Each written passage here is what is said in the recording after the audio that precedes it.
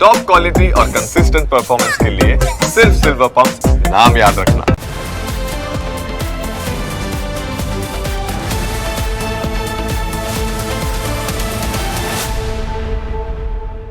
સુરતના એક એવા કિસ્સાની જેની ચર્ચા અત્યારે ખૂબ થઈ રહી છે.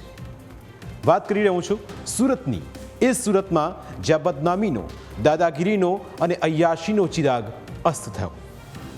ધમકી આપી, દાદાગીરી કરવી, લોકોને ડરાવવા અને ખંડણીનો ખોફ બતાવી ખૂંખાર બનેલો ચિરાગ આજે સુરતના રસ્તા પર રજળતો જોવા મળે. જે હાથથી તેણે અત્યાર સુધી લોકોને બેફામ માર્યા હતા, આજે એ જ હાથ જોડી રસ્તા પર ફાટેલા કપડાં સાથે માફી માંગતો જોવા મળે. પાપનો ઘડો એવો છલકાયો કે ચિરાગ ગોટી ગરીબડો થઈ ગયો. દાદાગીરીનો ડોન કહેવાતો ચિરાગ સકંજામાં આવ્યા બાદ હવે પોલીસ કાયદાનું ભાન તેને કરાવી રહી છે. પોલીસે તેને રસ્તા પર ઉતારી, બસ લોકો પણ આ જ તકનો લાભ લઈને બેઠા હતા. અહીં ગુસ્સો હતો, આક્રોશ હતો અને હતો ખોફના અંતનો સમય, જેની રાહ સુરતના કેટલાય લોકો જોઈ રહ્યા હતા. પોલીસ જેવી ચિરાગને લઈને રોડ પર આવી કે હજારો સુરતીઓ ઉમટી પડ્યા.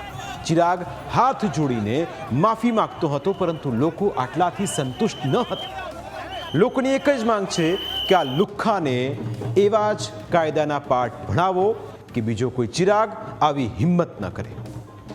ઘોટીનો એટલો તો આતંક હતો કે હવે લોકો ઢોલ નગારા સાથે ચિરાગ ઘોટીના વરઘોડામાં પહોંચ્યા અને ચિરાગ ઘોટી સામે ગુસ્સી ટોક દાખલ કરી કડકમાંથી કડક સજા કરવાની માંગ કરી. હાલ તો ચિરાગ ઘોટીને કાયદાનું ભાન થઈ ગયું છે અને હાથ જોડી લોકોની માફી માંગતો પણ જોવા મળે.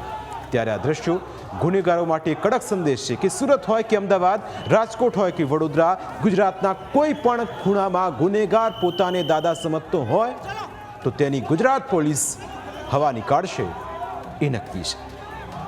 અને જ્યારે વાત કાયદાની હોય ત્યારે એની અંદર પોલીસ કોઈનું ચલાવતું નથી, કારણ કે પોલીસ કહે છે કે કાયદામાં રહેશો તો ફાયદામાં રહેશો.